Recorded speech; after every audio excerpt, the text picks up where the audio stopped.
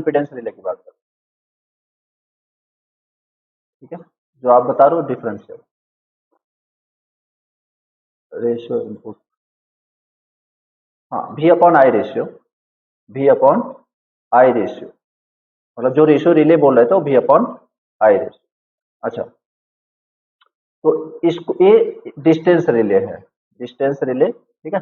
और उसके तीन टाइप थे, क्या क्या, इम्पीडेंस, सारा एक ही। देखो अब मैं एक काम करता हूँ, मैं पूरा ना टेबल बनवाता हूँ आपके सामने, और ये टेबल आप ही बोलोगे पूरा बेसिकली, ठीक है।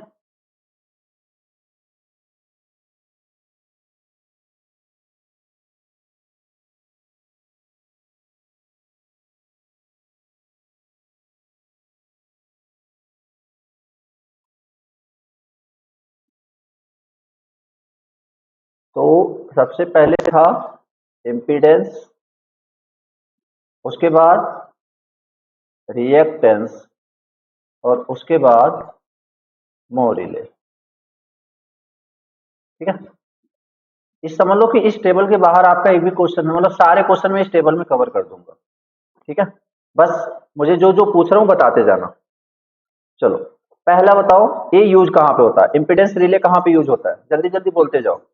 इम्पीडेंस रिले कहाँ पे यूज होता है? Very good, medium, medium transmission impedance है ना पंकज, तो आर और एल दोनों कंसिडरेबल है, तो इसलिए मीडियम होगा, ठीक है। आर को इग्नोर करते हैं हम रिएक्टेंस में ना, आ रही बात समझ में। तो एक इसमें क्या शॉर्ट ट्रांसमिशन है, और मोर रिले किसमें आपका लॉन्ग ट्रांसमिशन लाइन, पूरा प्रॉपर वजह बताया हुआ है, पूरा रीजन बताया हुआ है, ठीक है। तो आपको रटने की जरूरत नहीं है, वो लॉजिक याद करो, सारा कुछ ऑटोमेटिकली याद हो जाएगा, ठीक है। यूज्ड इन, चलो पहला पॉइंट। दूसरा, अब बताओ इसमें ऑपरेटिंग फोर्स क्या था, ऑपरेटिंग फोर्स इसमें क्या था, इंपीडेंस में ऑपरेटिंग फोर्स क्या था? करंट, वेरी गुड, क्या था? करंट। और रिएक्टेंस में ऑपरेटिंग क्या था, रिएक्टेंस में ऑपरेटिंग क्या था? सोच समझ के बोलना।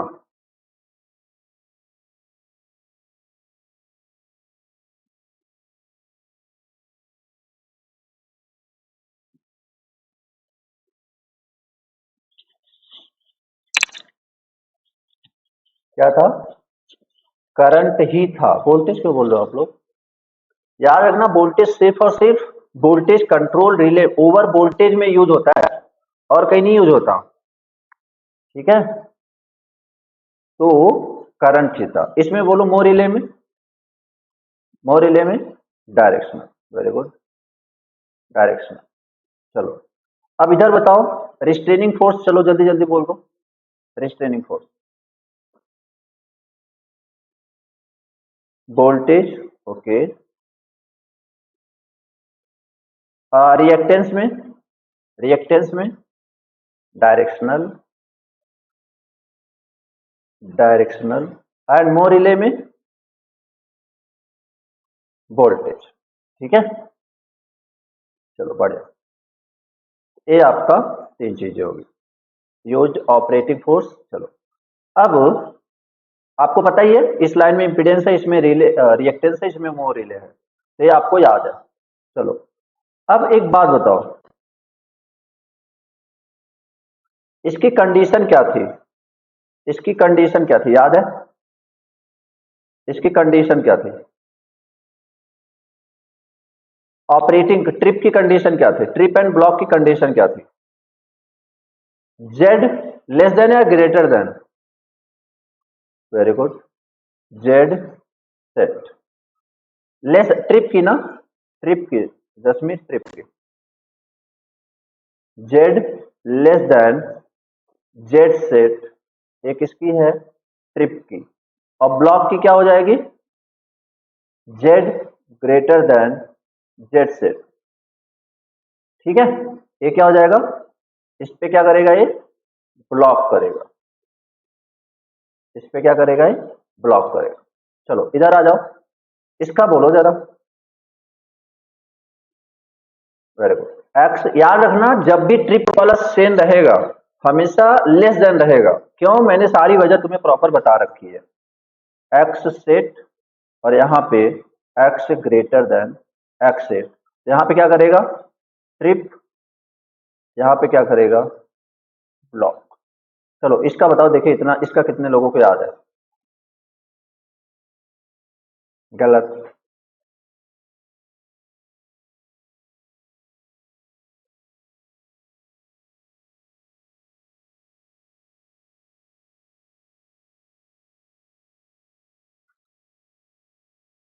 याद आया?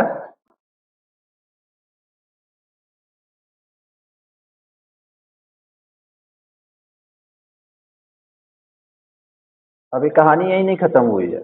अब अगला सब लोग सही बताना, इसका कैरेक्टरिस्टिक्स कैसा था? इसका कैरेक्टरिस्टिक्स कैसा था? कैरेक्टरिस्टिक मतलब ग्राफ कैसा था?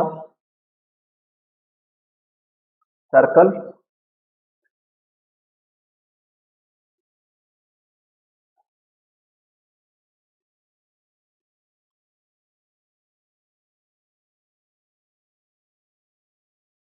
बता रहा हूं, इस टेबल से बाहर आपका क्वेश्चन फ्रेम ही नहीं हो सकता अगर आपने इस टेबल को अच्छे समझ लिया। Circle passing through the origin, cross नहीं, सर्कल क्रॉस एंड मतलब जो सर्कल है उसका ओरिजिन कहाँ रहेगा? सेंटर पे, ऐसे समझो। सर्कल कैरेक्टरिस्टिक्स का डिजाइन कैसा है? सर्कल, बट उसका जो सेंटर है वो कहाँ पे रहेगा? ओरिजिन पे रहेगा। ठीक है। अच्छा, इसका बताओ, इसका बताओ। Straight line, straight line parallel to the real axis, very good, parallel to the real axis. चलो, जब ऐसे बताने लगते हो ना फिर लगता है कि नहीं यार, मतलब मेहनत किया है तो मतलब आप लोगों को याद हो गया बेसिकली, क्योंकि चीजें ना उतनी आसान भी नहीं है। अब यहाँ पे आ जाओ, circle passing through origin, okay,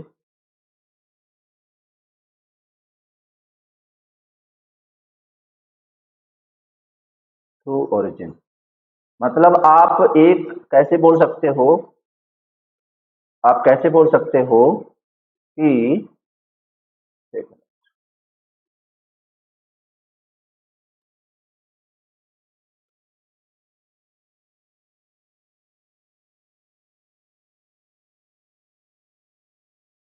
मतलब आपका ए वाला पॉइंट यहाँ पे होना चाहिए ना, ऐसे। ठीक है, आ रही बात समझ में? अभी सर्कल, अभी सेंटर, अभी जो सर्कल है वो क्या बोलते हैं, उससे पास हो रहा है ना, ओरिजिन से पास हो रहा है ना सर्कल, यस या नो? यही था। ठीक है। अच्छा एक बात बताना, ग्राफ किसके किसके बीच था? एक ग्राफ, ये तीनों ग्राफ है किसके किसके बीच में? जल्दी बोलो। आर और जेड नहीं है भाई साहब, एक्स है, एक्स और आर, आर और एक्स। ठीक है। चलो, अब इसके बाद और क्या पॉइंट था? इसके बारे में कुछ खास बातें? अच्छा, इसके इसका एक दूर का रिश्तेदार भी है, उसका नाम क्या था? याद है? मो ऑफसेट, मो ऑफसेट रिले। ठीक है। चलो खैर, तो यहाँ पे उसकी वो बेसिकली वो क्या उसका वो, मतलब वो जो सर्कल बनेगा क्या वो सेंटर से पास करेगा, ओरिजिन से पास करेगा? बोलो, क्या ओरिजिन से पास करेगा? नहीं, वो पास नहीं करेगा। बस यही एग्जाम में क्वेश्चन आया हुआ है, ठीक है, कि जो उसका होता है वो वहां से पास नहीं करता। खैर, अब बताओ, अब कुछ पॉइंट्स मैं पूछ रहा हूं वो तुम बताते चलना, कुछ पॉइंट्स मैं पूछ रहा हूं वो तुम बताते चलना, और सारे क्वेश्चन यहाँ पे मैं आपके सामने करा दूंगा। इन तीनों में से आपको पता है, ए इम्पीडेंस है, ए रिएक्टेंस है, और ए मो रिले है। ठीक है। इन तीनों में से कौन सा रिले अर्थ फॉल्ट के लिए यूज किया जाता है? फॉर अर्थ फॉल्ट,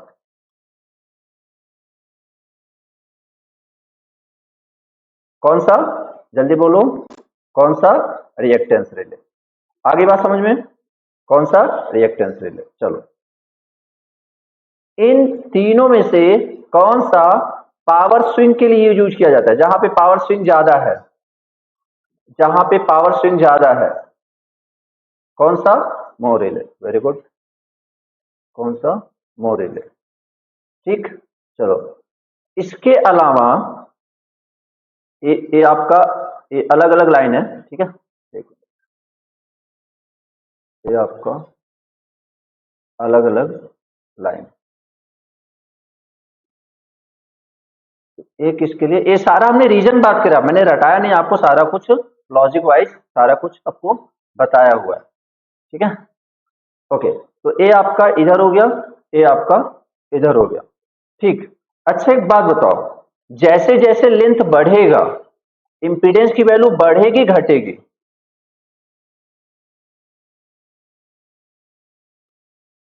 इंक्रीज, चलो बढ़िया। अब ये सारी चीजें, अच्छा, इस इन तीनों में से इनहेरेंटली डायरेक्शनल रिले कौन सा है, इनहेरेंटली डायरेक्शनल,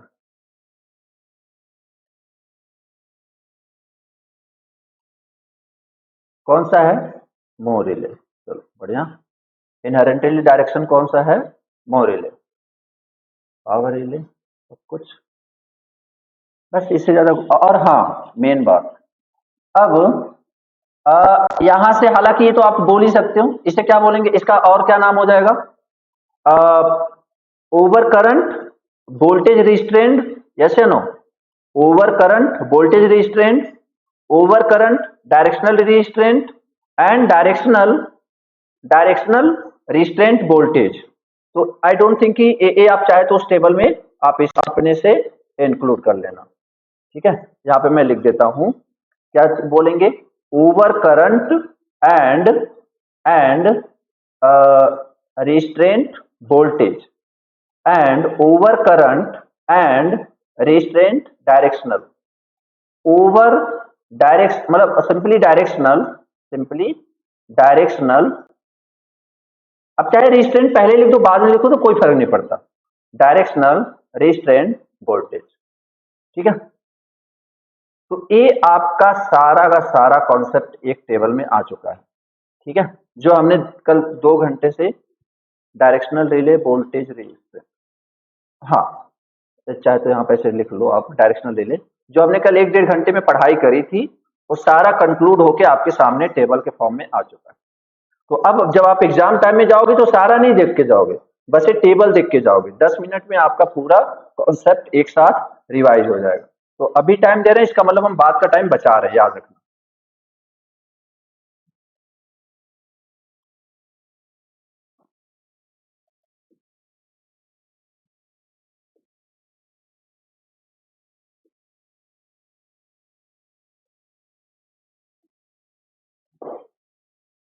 डाउट है किसी को किसी पोर्शन में, या कोई पोर्शन मैंने छोड़ दिया हो, anything?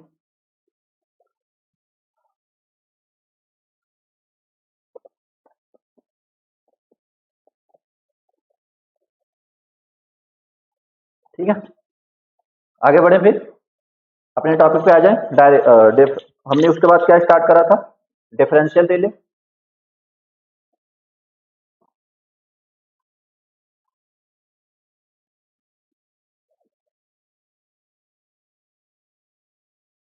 So this is all about distance relay.